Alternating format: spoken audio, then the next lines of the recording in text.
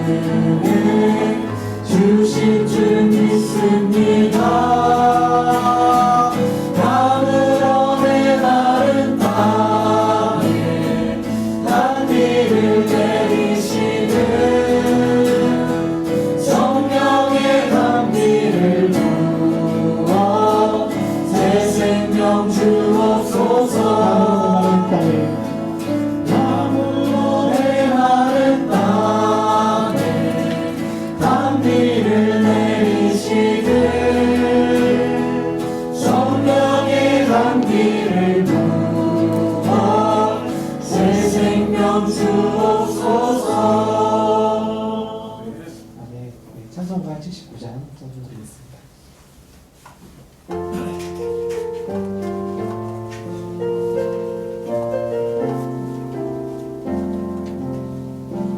이는 저희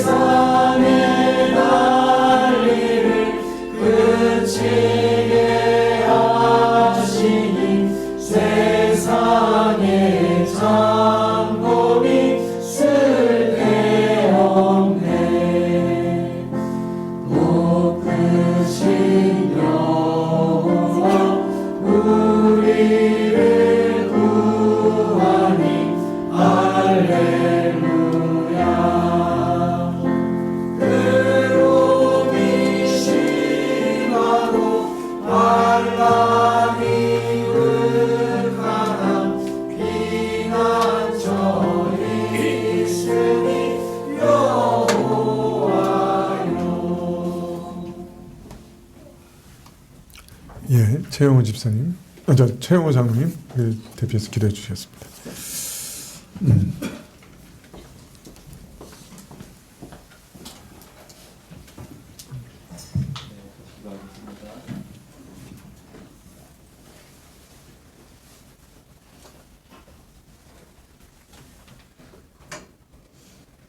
사랑하는 주님, 저희가 주님 앞에 무릎을 꿇고 같이 나갑니다. 주님, 우리 한 사람 한 사람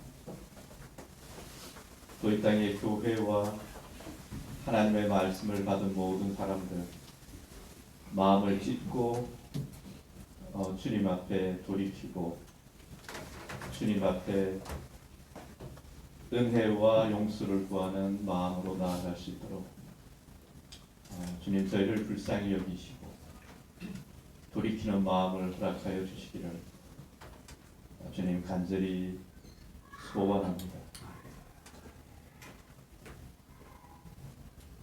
사랑하는 주님,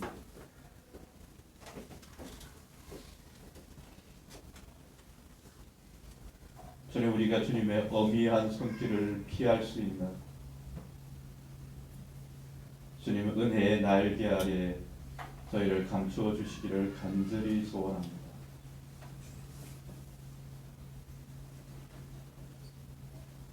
주님, 교회에 가득 찬 비겁함과 하나님의 말씀을 만홀히 여기는 것과 하나님을 좇지 아니하고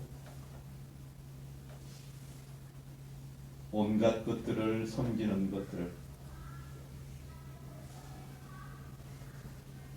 그 심령의 하나님의 법도를 싫어하고 허탄한 데 마음을 두었던 그 모든 것들, 주님 두려움 가운데 하나님의 나라 가운데 굳건히 설 마음을 포기했던 그 모든 비겁함들 주님 앞에 회개합니다. 사랑하는 주님, 우리를 불쌍히 여기시고 돌이키는 심령, 새로운 심령을 허락하여 주셔서 주님의 보좌 앞으로 담대함과 당당함으로 나아갈 수 있도록 주님, 이 어리석은 교회를 불쌍히 여기시고 주님의 은혜를 간절히 붙들게 하여 주시기를 소원합니다. 거친 입들을 제하여 주시고 주님, 강포한 심령들을 제하여 주셔서 모든 것을 내려놓고 하나님 앞에 겸비하게 나아갈 수 있도록 주님께서 인도하여 주시옵소서. 주님, 새로운 말씀과 새 생명이 주의 산에서부터 나오는 것을 주님 저희가 바라고 기도하고 신뢰하게 하여 주시기를 소원합니다. 구원이 주님의 보좌로부터 흘러나올 것을 믿고 주님 앞에 담대하게 나아갈 수 있도록 주님께서 허락하여 주시기를 간절히 소원합니다.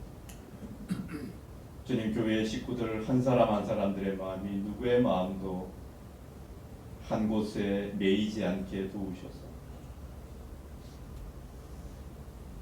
어린아이와 같은 마음으로 주님의 보좌 앞에 즐거이 나아갈 수 있도록 주님께서 인도하여 주시기를 주님 간절히 소원합니다.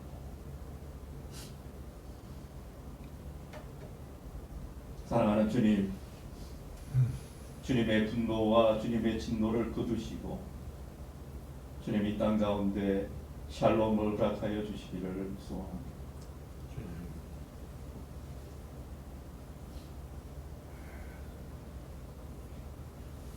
주님, 연약한 영혼들, 연약한 심령들을 불쌍히 여기셔서 주님의 부드러운 샬롬으로 이 땅 가운데 새로운 기운이 일어나게 하여 주시기를 간절히 소원합니다. 주님, 새 말씀을 주시고 온전한 소망을 주시고 주님의 나라와 주님의 의를 구하는 견고한 심령들이 이 땅 가운데 일어나게 하여 주시기를 소원합니다.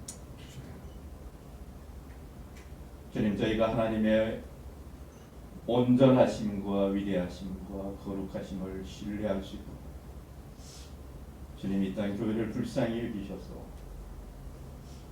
그 심령 가운데 샬롬을 허락하여 주시기를 소원합니다. 주님, 주님의 진노를 거치셔서 그게 악의 마음대로 버려진 마음대로 흘러가도록 내버려 두셨던 것들을 주님께서 제어하여 주시고 그 모든 악한 부모들과 죄로 달려가는 모든 충동들을 주님 이 땅 가운데서 제어하여 주셨습니다.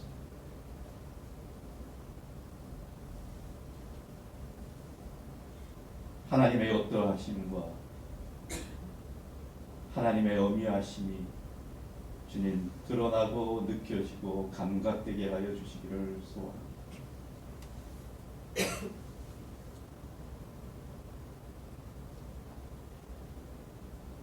주님, 우리의 마음들을 주님께서 제어하여 주시고 이 땅의 권세 잡은 자들의 마음들을 제어하여 주셔서 악으로 치닫지 아니하게 하여 주시고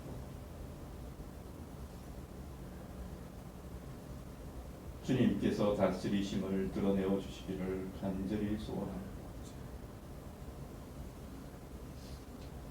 사랑하는 주님, 주님께서 동산에서 다스리시며 보호하시며 양육하시는 그 온유한 다스리심이 이 땅 가운데 충만하게 하여 주시옵소서. 주님, 우리의 기도가 새로워지게 하시고 우리의 예배가 새로워지게 하여 주시고 우리의 찬양과 우리의 삶이 새로워지게 하여 주시고 더 깊이 더 온전히 주님을 만나고 섬기고 행할 수 있도록 주님께서 인도하여 주시기를 주님 간절히 소원합니다. 주님, 우리가 예배로 나아갈 때마다 주님을 구합니다. 주님께서 우리의 주인이 되어주시고 말씀으로 오시고 주님의 영으로 우리를 만져주시기를 소원합니다. 사랑하는 주님, 우리를 불쌍히 여기시고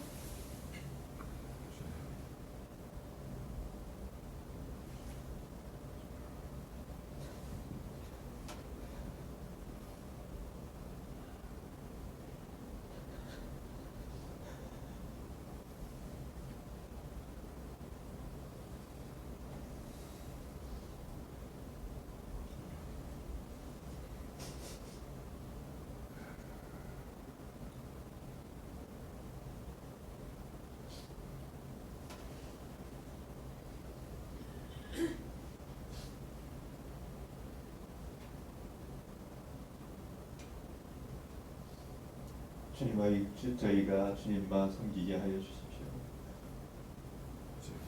주님만 두려워하게 하시고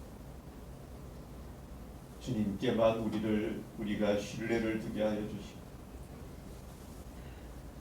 주님만 예배하게 하여 주시기를 간절히 소원합니다.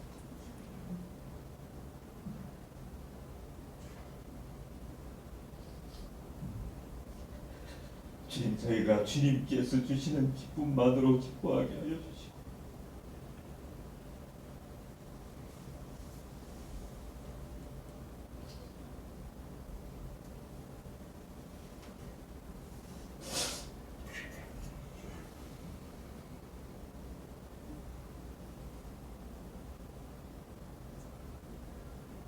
주님, 저희를 불쌍히 여기시고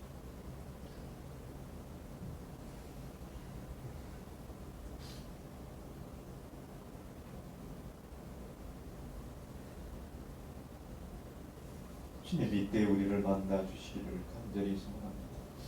예수님의 이름으로 기도합니다. 아멘.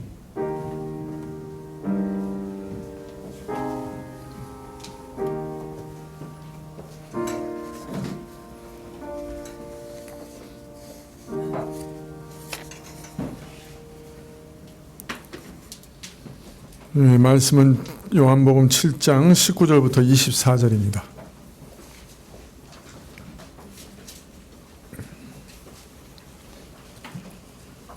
(19절부터) 24절.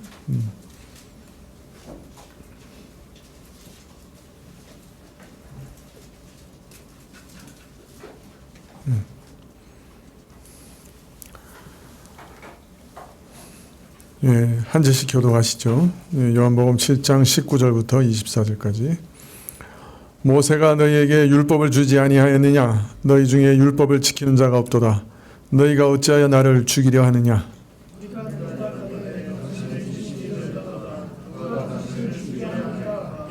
예수께서 대답하여 가라사대 내가 한 가지 일을 행하매 너희가 다 이를 인하여 괴히 여기는도다.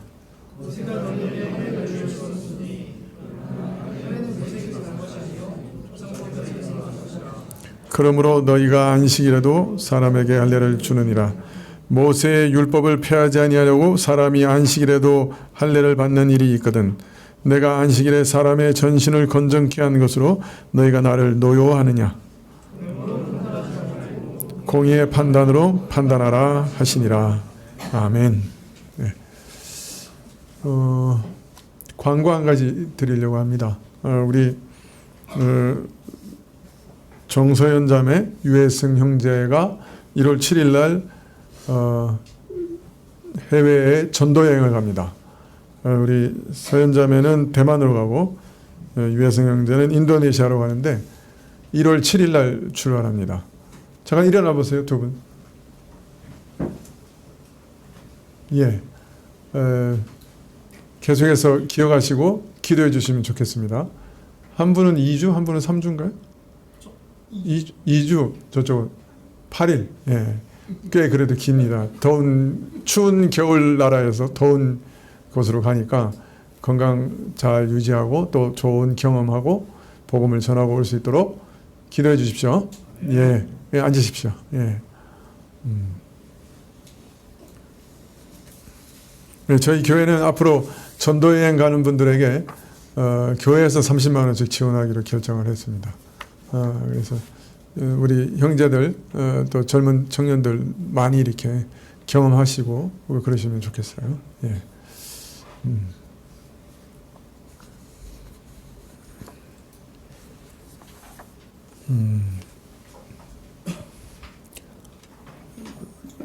초막절 명절 중간에 예수님께서 성전에서 가르치기 시작하셨죠. 이 가르침을 듣고 유대인들이 전부 놀라고 기이하게 여겼어요. 저분이 랍비 교육을 전혀 받으신 적이 없는데 어떻게 성경을 저렇게 아시지? 또 저렇게 놀랍게 성경을 해석하시지? 다 놀랍게 여겼습니다. 이렇게 놀라는 유대인들에 대해서 예수님께서 말씀하시기를 자신의 그 가르침은, 너희가 놀라는 그 가르침은 예수님 자신의 것이 아니라 예수님을 보내신 하나님의 것이다 하는 것을 아주 분명하게 알리셨죠. 그리고 자신의 가르침은 하나님으로부터 온 것이기 때문에 하나님의 뜻을 진실로 순종하려고 따르려고 하는 사람은 누구든지 이 가르침이 하나님께로부터 온 것이다 하는 것을 알 것이라고 하셨습니다. 또 자신은 오직 보내신 자 하나님의 영광만을 구하기 때문에 하나님의 뜻을 진실되게 전할 수밖에 없고 더하여 이처럼 하나님의 영광을 구하는 자신을 가리켜서 참되고 불의가 없다. 즉 예수님 자신은 진리고 의다. 그렇게 말씀하셨습니다. 자, 이어서 자신의 가르침의 기이함이 어디서부터 왔는가 하는 것을 말씀하신 다음에 예수님께서는 이어서 유대인들이 마음에 숨기고 있는 죄악, 마음의 살의를 폭로하십니다. 19절에 모세가 너에게 율법을 주지 아니하였느냐? 너희 중에 율법을 지키는 자가 없도다. 너희가 어찌하여 나를 죽이려 하느냐?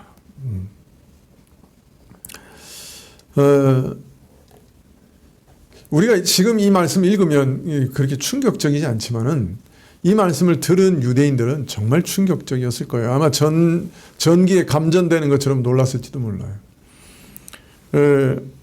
참 율법이라고 하는 것을 하나님께서 한 민족에게 주셨단 말이에요. 하나님이 기뻐하시는 뜻을 한 민족에게 여러 계시해 주셨단 말이에요. 이 일이 얼마나 놀랍고 소중한 일인지 참 신명기에 보면 이런 말씀이 있어요. 열국 앞에 너희의 지혜요 너희 지식이라. 그들이 이 모든 규례를 듣고 이르기를 이 큰 나라 사람은 과연 지혜와 지식이 있는 백성이라 하리라. 다른 말로 하면 이 지구상에 있는 어떤 민족도 이런 은혜를 입은 적이 없었던 거예요. 하나님께서 친히 그 민족들 앞에서 사람이 들을 수 있는 음성으로 하나님의 뜻을 선포하시는 이런 일이 이 세상에 어느 민족에도 없었던 거예요. 하나님께서 처음 창조해서 사람들 마음속에 심으셨던 그 양심과 그 양심 속에 새기셨던 도덕률을 더 명백하게 글로 남기시고 선포하시고 하는 이런 놀라운 일이 이 세상 어느 민족에도 없었던 거예요. 그냥 세상의 모든 민족들은 그 흐려진 양심, 부패한 양심을 따라서 이렇게 사는 게 좋은 거야. 이렇게 사는 것이 올바른 걸 거야. 올바르다고 하는 것이 뭔지도 잘 모르면서도 이게 옳은 것이고 이게 선한 것일 거야 라고 짐작하고 또 어떤 사람들이 일어나서 가르치기도 했지만은 하나님께서 직접 하늘을 가르치고 강림하셔서 그 사실을 그 진리를 친히 가르쳐 주신 민족이 그 세상에 어디 있어요? 그러니 이 이스라엘이 율법을 향해 가지고 있는 그 자랑은 이루 말할 수가 없는 거죠. 하나님도 그러셨어요. 말씀에 참 모든 나라 사람들이 열국 앞에서 야, 이 나라 사람들은 과연 참된 지혜와 참된 지식이 있는 민족이네. 이렇게 흠모할 것이라고. 진리가 여기 있네. 라고 흠모할 것이라고. 그리고 하나님이 직접 말씀하셨어요. 그래서 이스라엘 사람들은 스스로 소경의 인도자요 어둠을 밝히는 빛이다. 그렇게 확신했습니다. 율법을 통해서 지식과 진리의 규모를 소유한 자로서 어리석은 자를 지도하고 미숙한 자를 가르치는 선생이다. 이렇게 생각했어요. 이것이 바로 이방인들과 우리를 구별하는 구별점이다. 심지어 나중에 이제 나오는데 율법을 알지 못하는 자들은 저주를 받을지어다. 사두개인들 자기들은 율법을 아는 사람들. 그것이 자랑이었어. 자부심이었어.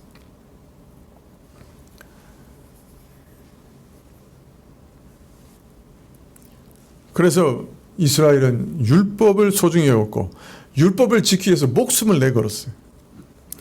바로 얼마 전에도 요세푸스가 기록했는데 이 총독 빌라도가 예수님 당시의 총독이죠. 이 총독 빌라도가 로마 황제의 초상이 새겨져 있는 군기를 예루살렘에 들고 들어오려고 했어요. 유대인들은 이것은 율법을 어기는 일이라고 분노하고 스크럼을 짜고 데모를 했어요. 빌라도가 군대를 풀어서 항의하는 유대인들을 완전히 포위했습니다. 그리고 해산하지 않으면 다 죽이겠다. 협박을 했죠. 그런데 빌라도의 이런 위협을 듣고 유대인들은 오히려 땅바닥에 드러누웠어요. 그리고 목을 길게 내리고 우리를 죽이라 그렇게 얘기했습니다. 율법을 범하느니 차라리 죽겠다. 그래서 빌라도가 어떻게 하지 못하고 후퇴했어요. 물러나고 말았어요. 목숨을 걸고 율법을 지키려고 했던 것이죠. 또 마카비서에 보면 안식일에 전쟁하지 않기 위해서 전쟁을 그냥 그만뒀어요. 안식일이라고. 그래서 노약자와 부녀자를 막론해서 1000명 이상의 유대인들이 적군의 칼을 맞아서 죽었어요. 죽을 것 뻔히 아는데 안식일 지키겠다고 전쟁하는 거예요. 자, 유대인들은 이렇게 목숨을 걸고 율법을 지키려고 했어요. 근데 이런 유대인들에게 말씀하시기를 너희 중에 단 한 사람도 율법을 참으로 행하는 자가 없다. 이렇게 말씀하셨으니까 아마 그 전기 충격 받는 것보다 더 충격을 받았을 거예요. 조금 전에 예수님께서 말씀하신 그 말씀 속에서 강렬한 인상을 받지 않았다면 아마 즉각 돌을 들어 치려고 했을지도 몰라요.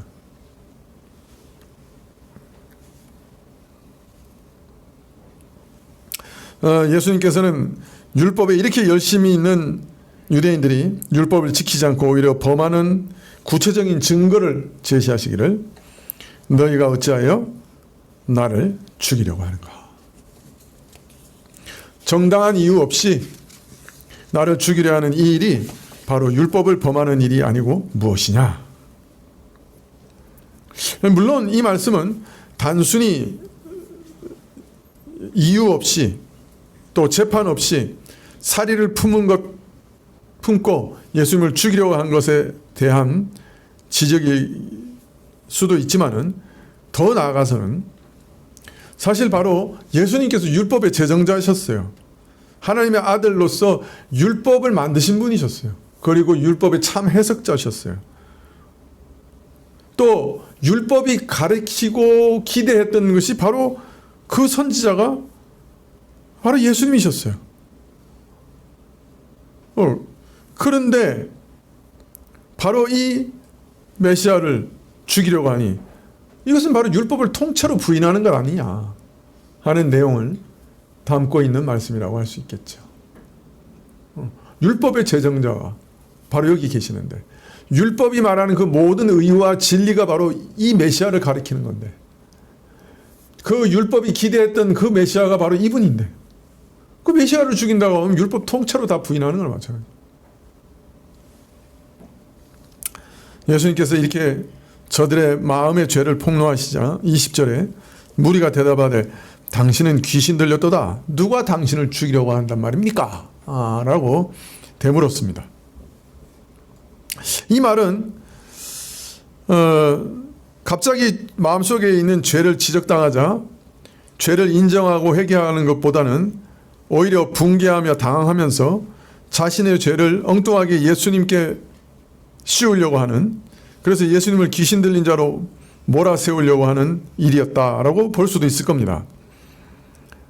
갑자기 그냥 확 찔리니까 깜짝 놀래가지고 우리가 언제 당신을 죽이려고 한단 말이에요? 당신 미쳤어? 당신 귀신 들렸어? 우리가 언제 당신을 죽인다고 한단 말이에요? 이렇게 말한 것일 수도 있습니다. 그러나 좀 다른 각도에서 이해할 수도 있습니다. 예수님께서 자기를 죽이려는 유대인들의 행위를 가리켜 율법을 범하는 일이라고 지적하신 만큼 유대인들은 자신들이 예수님을 지금 죽이려고 한다는 그 의도를 숨기는 것이 아니고 부인하는 것이 아니고 당신은 지금 당신을 죽이는 것이 율법을 범하는 일이라고 말하지만 우리는 전혀 그렇게 생각하지 않습니다. 당신은 율법을 어기기 때문에 반드시 죽어야 하는 사람입니다. 당신은 귀신 들린 사람 맞아요. 당신은 율법을 송두리째 어기고 송두리째 거스르고 있어요. 이런 말일 수도 있습니다.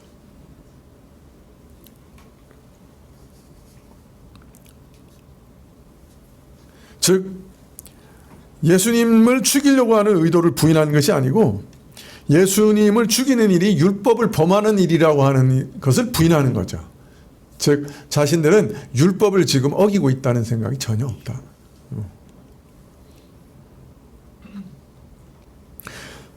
사실 유대인들은 예수님을 죽이려고 결심했지만은 물론 그 밑바닥에는 하나님 나라를 차지하려고 하는, 하나님 나라의 상속자를 죽이고 하나님 나라를 차지하려고 하는 세속적인 야심, 자신들의 권세를 계속 유지하려고 하는 세속적 야심이 없지는 않았어요. 그것도 개입되었어요. 그러나 적어도 형식상으로는 한결같이 예수님 왜 죽이려고 하느냐? 율법을 부인하는 자다. 조상의 신앙 전통을 부인하는 자다. 그래서 죽여야 한다. 그렇게 생각했고 또 그렇게 표현하고 있었던 것이죠. 그래서 마지막까지 저들은 예수님을 죽이면서도 우리는 스스로 하나님의 일을 행하는 자다라는 생각을 버리지 못했어요. 우리는 하나님의 뜻에 순종해서 예수님을 죽이는 거다. 그렇게 생각한 거예요. 따라서 당신이 귀신 들린 것이 틀림없다. 당신이 의로운 자라면 누가 당신을 죽이려고 하는가? 즉 행동마다, 가르치는 마다 율법을 부정하는 미친 사람 당신을 죽여 없애는 것이 어찌 율법을 범하는 것이냐 하는 의미로 말했다고 할 수 있겠죠. 우리는 오히려 율법을 지키기 위해 행동하는 것이다. 우리는 결코 율법을 거슬려 당신을 죽이려고 하는 것이 아니라 율법을 지키기 위해서 불의한 당신, 미친 당신, 귀신 들린 당신을 죽여야 한다고 생각한다 라는 표현일 수 있는 것이죠. 지난 시간에도 말씀드렸지만은 이 논쟁은 언뜻 보기에는 너가 율법을 범했다. 아니 네가 율법을 범했다. 한편에서는 나를 왜 죽이려 하느냐. 다른 한편에서는 언제 당신을 죽이려 했느냐. 이런 사소한 언쟁으로 보일지 모르지만은 이 논쟁은 누가 진정 율법을 계승하는 자인가? 누가 아브라함의 범죄 이후에 온 죄인들을 구원하는 그 구원의 역사를, 그 하나님의 나라를 진정으로 실현하는 자인가 하는 중차대한 논쟁이었습니다. 누가 과연 율법을 범하는 자인가? 반대말로 말하면 누가 과연 진정한 율법을 계승하는 자인가? 구속 역사의 계승자가 누구냐? 다른 말로 말하면 예수님께서 참 메시아냐 아니냐? 이런 질문인 것이죠. 이러한 논쟁은 예수님이 십자가에 달리시고 부활하고 승천하신 이후에 복음이 로마 각지로 퍼져나가고 근동 지역에 퍼져나가는 동안 줄곧 계속되었습니다. 그래서 유대인들은 예수님의 복음에 대해서 천하의 연병이라, 또 나사렛 이단의 괴수라, 예수님을 향해서. 그래서 이 기독교를 향해서 나사렛 이단이다, 천하의 연병이다, 그렇게 일관되게 반응을 했습니다. 나중에 이제 예루살렘이 완전히 파괴되고 유대인들이 온 세상에 다 흩어진 다음에 이 논쟁은 일단락된 것처럼 보였지만은 사실은 오늘까지 계승되고 있는 거죠. 오늘 19절 이하의 예수님과 유대인들의 논쟁은 누가 진정한 구속사의 계승자요, 누가 율법을 부정하고 파괴하는 자냐, 이렇게 팽팽하게 맞서는 이 상황은 오늘까지 이어지는 길고 험난한 논쟁의 시작점이었습니다. 출발점이었습니다. 지금까지도 이 논쟁은 계속되고 있고 아마도 예수님 재림할 때까지 이어질 겁니다.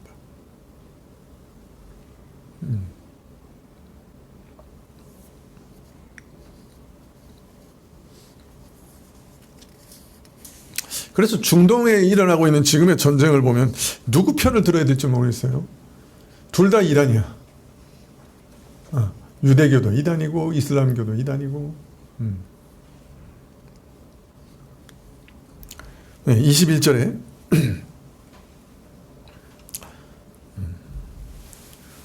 예수께서 대답하여 가라사대 내가 한 가지 일을 행하매 너희가 다 이를 인하여 괴히 여긴도다.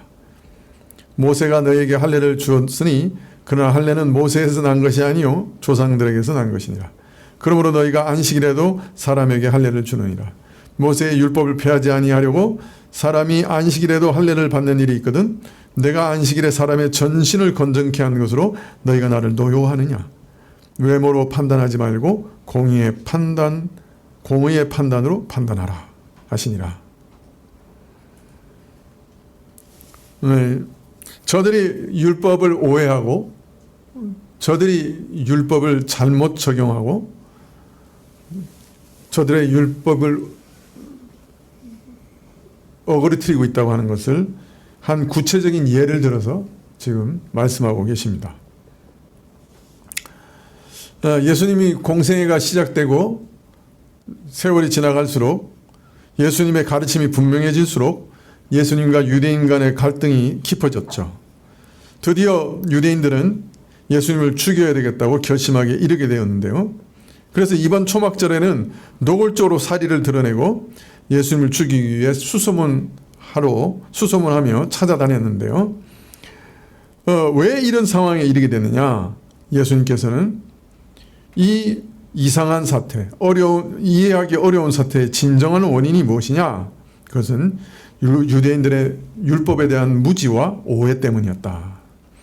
저들은 율법을 잘 알고 있다고 스스로 생각했지만은 율법의 겉모양만 파악했을 뿐이고 그 깊은 참된 뜻은 이해하지 못했다. 그것이 바로 너희가 나를 죽이려 하는 이유다 라고 말씀하시면서 한 가지 구체적인 예를 들어 말씀하고 계시는 거예요. 내가 한 가지 일을 행하며 너희가 이상히 여기는도다. 무슨 일을 행하신 거예요? 안식일에 병자를 고치신 일. 안식일에 병자를 고치신 일을 행하며 너희가 이상히 여기는도다. 자, 그런데 한번 생각해봐라. 모세가 너에게 할례를 주라고 했는데 난지 8일 만에 할례를 행하라고 명령했는데 그래서 너희는 그 명령에 순종하기 위해서 안식일에도 할례를 행한다. 모세의 율법을 폐하려 하지 않는 배려에서 안식일에도 할례를 받는다고 하면 내가 안식일에 사람의 전신을 건강하게 한 일로 너희가 붕괴하는 것이 올바른 일이냐.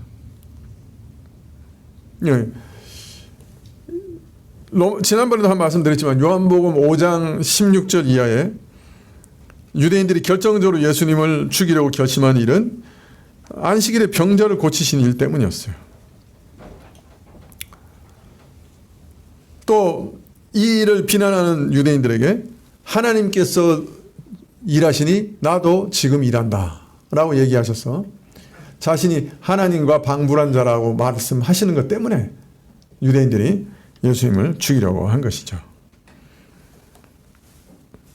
자, 그런데 예수님께서는 안식일에 병자를 고친 일이나 선한 일을 행하는 일이 모세의 율법을 범하는 일이라고 정죄하고 자신을 죽이려고 하는 저들의 사리가 자가당착적인 모순과 위선임을 드러내려고 하시는 것입니다.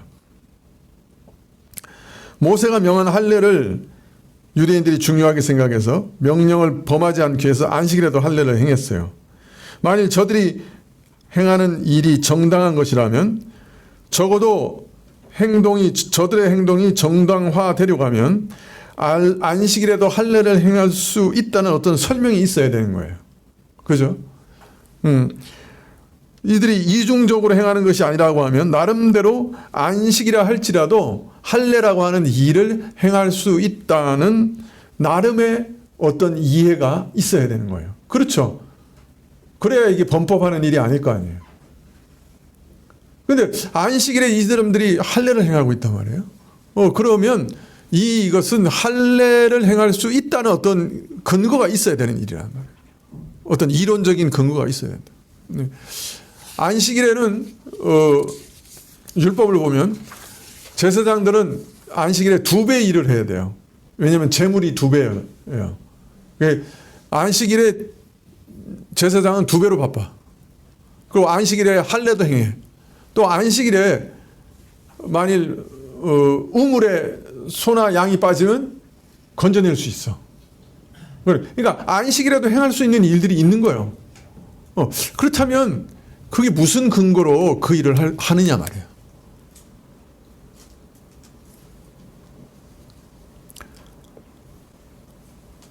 그래서 예수님께서는 너희가 보이는 대로 피상적으로 판단하지 말고 정죄하지 말고, 예수님께서 병자를 고치시는 일이 안식일에 할 수 있는 일인지 없는 일인지 너희가 판단하고 심사숙고해야 되는 거 아니냐. 이 일에 대해서 깊이 생각하지도 않고 정죄해서 나를 죽이려고 하는 것이 정확한 판단이냐, 올바른 판단이냐. 전신을 온전케 하는 일이 안식일의 본질과 정신에 어긋나는 것인지 아닌지 깊이 생각해 보라 라고 지금 촉구하고 계시는 겁니다. 자, 그런데 예수님께서 내가 안식일에 병자를 고친 일에 대해서 내가 사람의 전신을 건전케 하는 것이다 이렇게 얘기하세요. 근데 우리말에는 이 전신이라고 해가지고 조금 그냥 육신의 그 육신 전체의 병을 고쳤다 이렇게 이해할 수도 있습니다만은, 그래서 단순히 육적인 질병만을 고치신 것으로 이해할 수 있습니다만은, 원래 뜻은요 그 사람의 전부를 고쳤다는 말이에요. 전신이 아니고 그 육신을 말하는 게 아니고 그 사람의 전부를 고쳤다 그런 뜻입니다. 그러면 전부라고 할 때는 육신과 영혼을 다 고치신 것을 포함할 수 있죠. 이런 예가 아주 뚜렷하게 드러나는 예가 있죠. 어디입니까? 전신을 고치신 일에 아주, 그러니까 전부를, 환자의 전부를 고치신 일에 아주 뚜렷한 예. 예? 중풍병자, 지붕을 뜯고 내려온 중풍병자. 근데 예수님께서 그 중풍병자를 보고 뭐라 그랬어요? 내 죄사함을 받았다. 그러니까 거기 와 있던 그 예루살렘으로부터 파견돼서 예수님이 누군가 하고 알아보려 왔던 서기관들, 바리새인들이 앉아 있었던 바로 그 장소거든요. 이단 간별사들이 이제 앉아 있는 거예요. 근데 그 앞에서 내 죄사함을 받았다 그렇게 얘기하신 거예요. 그러니까 사람들이 즉각 알아차렸어요. 죄를 사하는 것은 하나님 한 분의 권세인데 지가 죄를 사한다고 그래? 이런 참남한 인간이 있나? 이렇게 판단을 했어요. 그러나 사실은 죄를 사하는 권세는 하나님께만 있다는 말은 맞는 거예요, 틀린 거예요? 맞는 말이죠. 근데 뭐가 잘못된 거예요? 저가 사람인 주제에 죄를 사한단 말인가? 거기 서 계신 분이 하나님이시요 사람이신 분인 줄 몰랐던 거죠. 그것이 착오를 일으킨 거죠. 그러나 하나님만이 죄사함을 주실 수 있다는 판단은 올바른 판단이었던 거죠. 그래서 예수님께서 그 이후에 자신이 누구신가를 드러내시기 위해서 병자를 고치시죠. 자신의 권능을 드러내시죠. 예수님께서 육신을 고치실 때는 영혼과 육신을 다 고치시기 위해서 고치신 거예요. 그래서 전부를 고치시는 것이 목적이었던 거죠. 예. 병을 고치시는 것은 단순히 육적인 질병만으로 고치시는 것을 드러내는 것이 아니라 자신이 영혼의 질병도 깨끗하게 고치시는 분이라고 하는 것을 그것을 통해서 알리기를 원하셨던 거예요. 표적이고 이적이었던 거예요. 그래서 오늘 예수님께서는 병자를 치료하시는 일의 목적과 본질을 알리시되 사람의 영육간의 모든 질병, 죄를 포함한 모든 질병을 고치시는 것이다. 이렇게 알리셨던 거죠. 그러면 여러분, 할례는 무엇을 의미하는 겁니까? 할례는 나는 하나님의 언약 백성에 속한 자요. 하나님 앞에서 새 사람으로서 옛 사람을 버리고 옛 부패한 육적 성품을 버리고 하나님의 백성으로 새 사람으로 사는 자라고 하는 표를 살해내어 영구적으로 지워지지 않게 하는 것이 할례죠. 그죠? 그래서 할례는 살껍데기만 벗기는 것이 아니고 원래는 마음의 할례를 상징하는 거였어요. 그죠? 그래서 내가 마음까지도 새로워진 사람이고 하나님의 백성으로 새 사람입니다 하는 것을 고백하는 표였어요. 자, 그러면 예수님께서 죄까지 사하심을 주셔가지고 깨끗하게 하셔서 그 전부를 온전케 하는 것과 그 사람이 옛사람을 벗어버리고 새 사람이 돼서 전부 온전한 사람으로 하나님 앞에 산다는 것을 표하는 할례나 차이가 있습니까? 없습니까? 없지요. 권사님 말씀대로 없어요. 자, 그러면 할례를 안식일에 할 수 있는 일이라면 예수님께서 그 전부를 온전케 하는 일을 할 수 있습니까? 없습니까? 안식일에.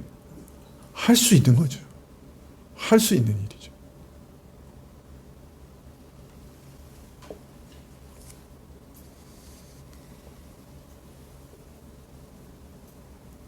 네, 두 가지 일은 동일한 원칙에 따라 행하신 일인 거예요. 너희가 육적 몸을 벗고 부패한 육적 성품을 따라 죄 짓는 삶을 벗어버리고 하나님 앞에 온전히 행하는 그 은혜를 가리키는 할례의 뜻을 바로 깨닫고 이것을 참으로 귀중히 여겨서 안식일임에도 불구하고 난지 8일 되면 할례를 행했다고 하면 안식일에도 불구하고 분명히 내가 안식일에 영혼과 육신이 함께 병든 사람을 고쳐 그의 육신과 죄로 더럽혀진 영혼을 전부 새롭게 하는 것, 그것도 안식일에 할 수 있는 일이라는 것을 너희는 왜 알지 못하느냐. 공평하게 판단해라. 공정하게 판단해야 한다. 그렇게 말씀하고 계시는 거예요. 여러분, 여기서 우리가 몇 가지 아주 중요한 교훈을 얻을 수 있어요. 첫 번째는 우리가 여기서 기억해야 될 것은 할례를 명한 율법을 폐하지 않기 위해서 안식일 계명을 지키지 않는 그 일을 옳다 하신 그 말씀은 더 크고 중요한 계명을 지키기 위해서는 좀 작고 사소한 계명을 지키지 않아도 된다는 그런 뜻은 아니라는 거예요. 여러분, 예수님께서 부모를 공경하라는 계명을 지키지 않아도 된다고 바리새인들이 가르쳤어요. 어떻게 하면? 네가 부모를 공경할 것을 하나님께 다 먼저 드리면, 그러죠? 고르반이라 그러죠. 하나님께 먼저 다 드리면 부모에게 안 드려도 돼 라고 바리새인은 가르친 거예요. 그런데 예수님 뭐라 그러셨어요? 그거 아니다. 부모를 공경하라는 하나님의 계명을 저들은 범했다. 하나님께 바쳤으니 부모를 공경하지 않아도 된다고 하는 말은 하나님의 계명을 범하는 거다. 아무리 사소한 계명이라 할지라도 하나님 공경하는 것을 핑계 삼아서 피해갈 수 없다. 작은 계명이라도 하나님의 계명이기 때문에 하나님도 경외하고 부모도 공경해야 된다 라고 가르치셨죠. 그렇기 때문에 큰 계명을 지키기 위해서 작은 계명을 희생할 수 있다. 그건 아니에요. 그걸 지금 얘기하시는 거 아니에요. 사실을 말하면 할례를 행하는 것과 안식일을 지키는 것과 어느 게 더 큰 계명이에요? 어느 게 더 큰 계명이에요? 동일해요? 사실 안식일을 지키는 계명이 더 큰 계명이에요. 10계명 안에 안식일을 지키라는 계명이 들어있어요. 10계명 중에 하나예요. 제일 큰 계명이에요. 계명의 헌법이에요. 그 10계명이 헌법이잖아요. 거의 그저 나머지는 그 10계명을 해석하는 계명들이거든요. 이건 제일 큰 계명이죠. 안식일 계명은요, 그 10계명 중에도 한가운데 있는 계명이고요. 10계명 중에도 가장 분량이 많은 계명이에요. 그래서 이렇게 따질 수는 없을지 몰라도 작은 계명이냐 큰 계명이냐 따지자면 안식일 계명이 훨씬 큰 계명이에요. 할례를 행하라는 계명보다. 난지 8일 만에 할례를 행하라는 그 규례와 안식일 계명 중에 더 크고 중요한 것을 굳이 따지자면 안식일 계명이 더 크죠. 하여튼 여기서 우리가 배울 수 있는 것은 큰 계명을 지키기 위해서 작은 계명을 희생할 수 없다. 그런 말이에요. 안식일에도 내가 전부를 구원해내는, 사람의 영혼과 육신을 다 구원해내는 이 일이 안식일에 능히 할 수 있는 일이라는 말은 안식일에 할 수 있다는 말이지, 그것이 안식일 계명을 지키지 않아도 된다, 이게 더 시급한 것이기 때문에 그 말은 아니라. 더하여 어느 한 계명을 지키기 위해서 다른 계명을 희생해도 좋다, 그것도 아니에요. 이 11조를 바치는 자들에게 그것에 대해서 얘기하면서 이 바리새인들은 양념까지 11조를 바쳤어요. 그런데 의와 신과 이는 버렸어요. 사랑과 의로움과 믿음은 버렸어요.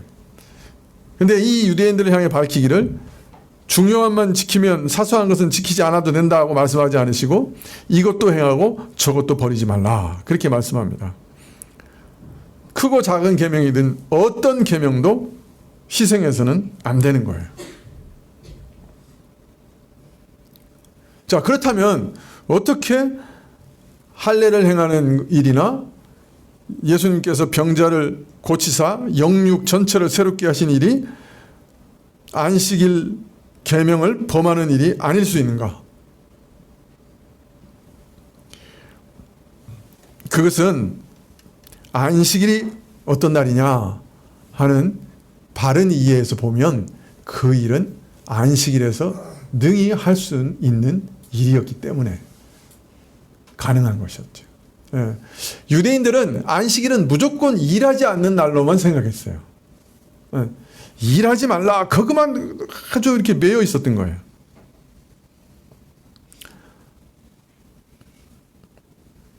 그래서 어떤 면에서는 일을 하지 말라고 하는 말아야 하는 부담스러운 날로 엉뚱하게 오해하고 있었던 거예요.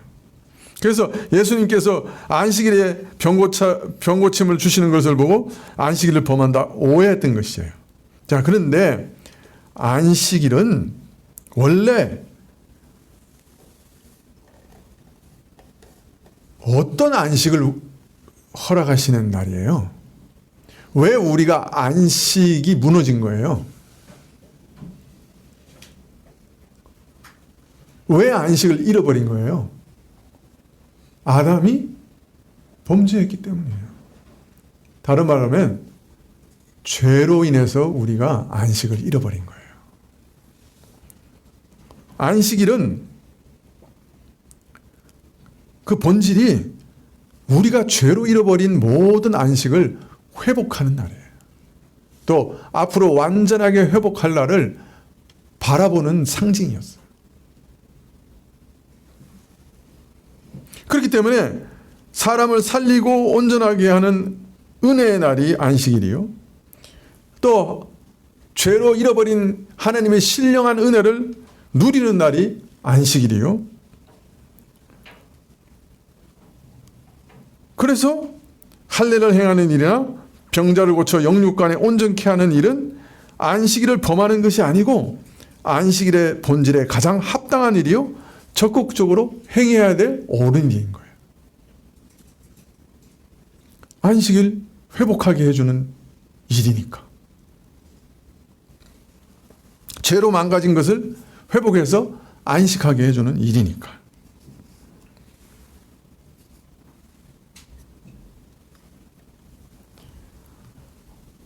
사실은 율법이 전부 다 안식에 관한 법이에요. 안식일, 안식월, 안식년, 그죠? 희년, 이게 율법의 기본 틀이죠. 또 십계명 가운데 안식의 계명을 주신 것은 너희 계명하는 이 계명 전부가 안식의 계명이다. 죄로 망한 자를 다시 살려 하나님의 참 안식에 들어오게 하는, 죄를 그치고 하나님의 의를 행하게 하는 법이다. 그런 뜻이에요. 예. 율법을 행하는 것은 죄를 그치고 하나님의 안식에 들어가는 일이에요.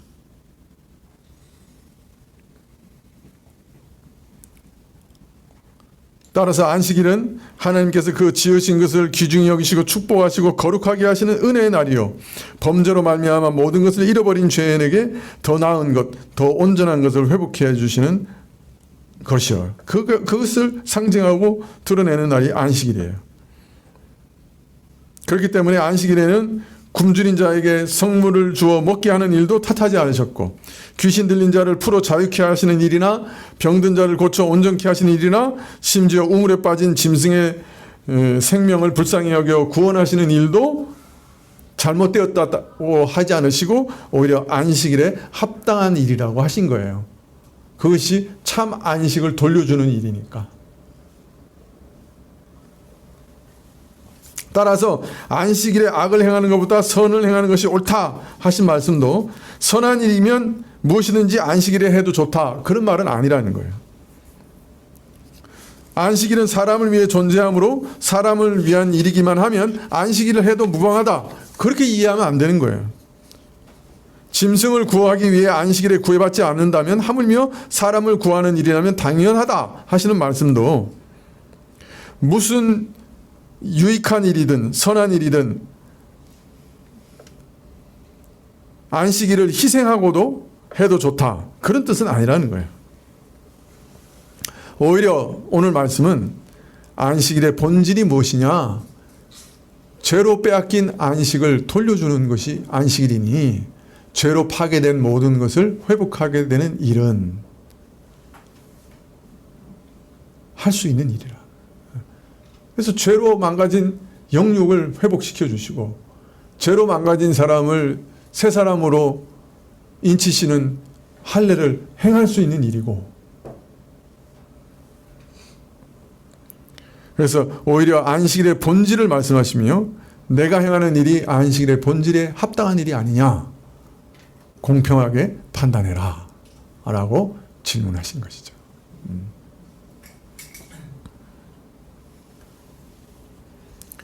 네, 외모로 판단하지 말고 공의로 판단하라. 네, 저들은 그냥 피상적인 이해밖에 없었어요.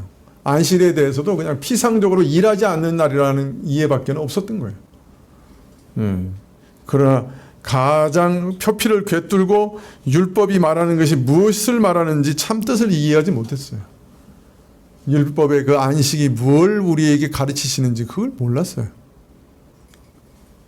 그래서 오히려 율법을 참으로 지키고 계시는 예수님을 율법을 어기는 자라고 몰아 죽이려고 했던 거죠.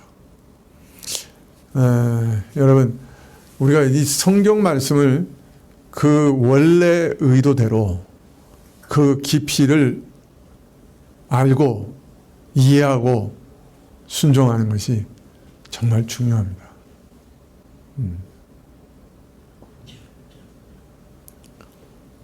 유대인들은 이 말씀을 그냥 표피만 이해했기 때문에 안식일, 죄로 망가진 모든 것을 회복시키는 참 안식을 상징하는 그날에 죄로 망가진 자를 구원하시는 예수님의 행위를,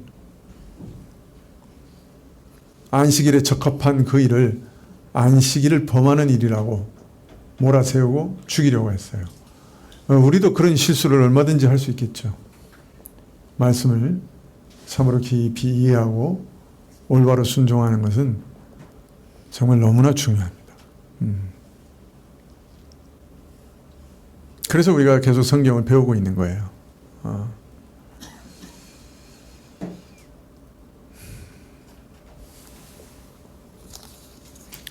그래서 하나님의 계명은 크고 작은 계명 그 어느 것도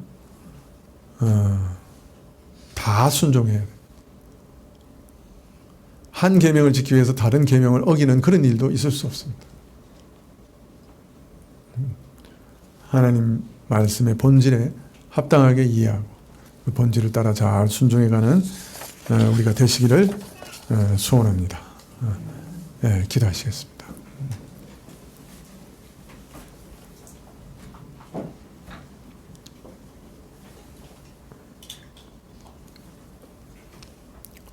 네, 주께서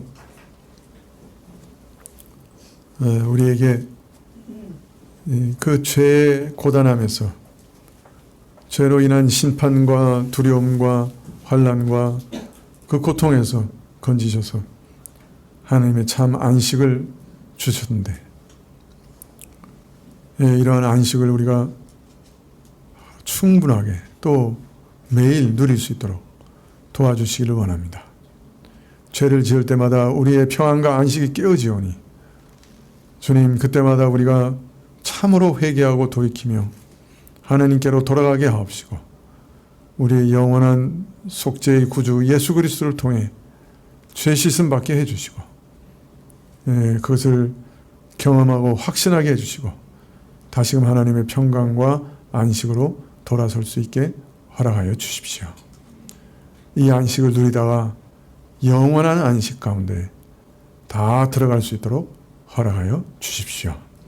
예수님의 이름으로 기도합니다. 아멘. 하늘에 계신 우리 아버지시여, 이름이 거룩히 여김을 받으시오며 나라의 임하옵시며 뜻이 하늘에서 이룬 것 같이 땅에서도 이루어지이다. 오늘날 우리에게 일용할 양식을 주옵시고 우리가 우리에게 죄 지은 자를 사하여 준 것 같이 우리 죄를 사하여 주옵시고 우리를 시험에 들게 하지 마옵시고 다만 악에서 구하옵소서. 대개 나라와 권세와 영광이 아버지께 영원히 있사옵나이다. 아멘.